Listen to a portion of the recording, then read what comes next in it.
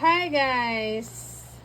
Dalawa yung aming internet plan. Isang PLDT and Converge.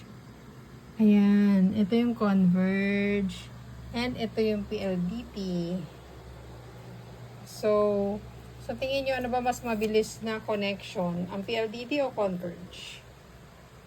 Ayan o. Magkadikit sila, pang backup yung isa.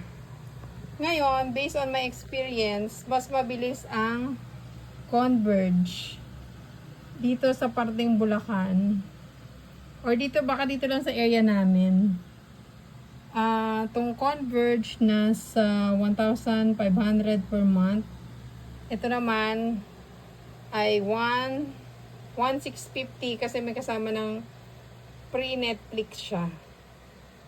So, yun. So, shinare ko lang.